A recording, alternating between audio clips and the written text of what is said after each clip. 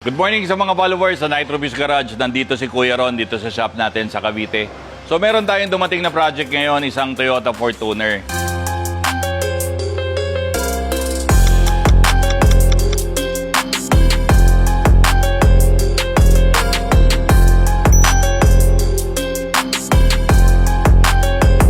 Ito maganda kwento nito kasi nung isang araw ginawan ko ng exhaust si Bossing, yung Hilux niya. Ngayon, sinubukan niya na magkaroon ng exhaust yung sasakyan niya. And ito, nagdala ulit siya ng panibagong sasakyan niya para lagyan din ng exhaust. Ngayon, ang ilalagay natin dito, gusto niya medyo subtle lang ang tunog. Ayaw niya na medyo maingay daw. Kasi nasubukan niya doon sa isang ginawa namin. Spitfire ang ginawa namin.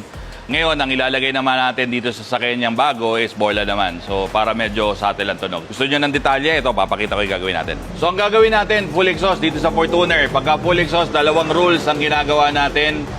Unang rule, tinatanggal natin yung restrictions ng cut. So mawawala na po ang catalytic nito. Ang catalytic ng mga Fortuner ng ganito nandito sa baba. Tapos, pangalawang rule, binabago na natin yung pipes nito.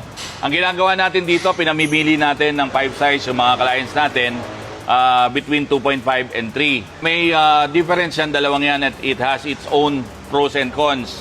Ngayon, ang katrabaho ng Nitro Views, i-guide sila para ma-i-align natin yung gagawin natin exhaust according to their driving habits, driving style, pati yung future plans nila sa kotse. So, napag-usapan namin to kanina ni Sir, ang gagamitin natin 2.5 pipe lang. So, dito, i-improve na rin natin yung pinaka-muffler niya. Kung nakikita nyo, itong napakalaking muffler na to, papalitan na natin siya ng aftermarket muffler. Ang gusto na may-ari, medyo subtle lang ang tunog. So, pag ganyan ang hinahanap ng ating kliyente, ang binibigay natin is yung very subtle natin na muffler na pwede natin i-offer sa mga diesel engines, which is yung Borla XS Pro. So yun, ang characteristic nun, medyo tahimik lang at sakto yan, pampamilya para dito sa ganitong mga SUV. Ito, meron nga palang exhaust cutout dito sa likod na bumper si Sir. At dito na rin natin ilalagay yung pinaka-tip. Hindi tayo maggagawa ng mga uso ngayon, yung mga naka-side. Kasi nga, meron tayong existing na cut dito sa pinaka-bumper niya. So, lalagyan na natin to ng Borla XS Pro Polish Round Tip. So, yan po yung project natin para sa araw na to. Sa mga ganitong klaseng sasakyan, ito, magandang template. Panoorin niyo po.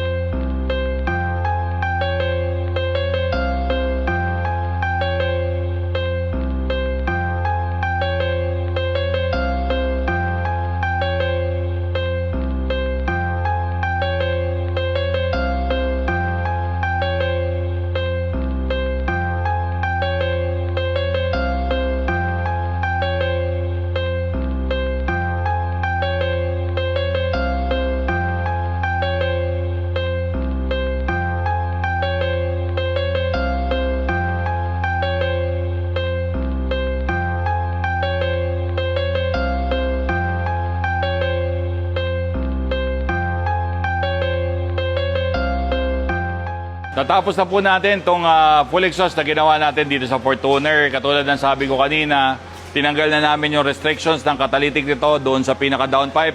So pinalitan na natin na straight na tubo yan. Ang ginamit nating pipe size dito is 2.5 inches diameter lang. Yun yung napag-usapan namin ng mayari ng sasakyan. Yun nga pala mga flanges nito, ang ginamit natin, mga V-bands.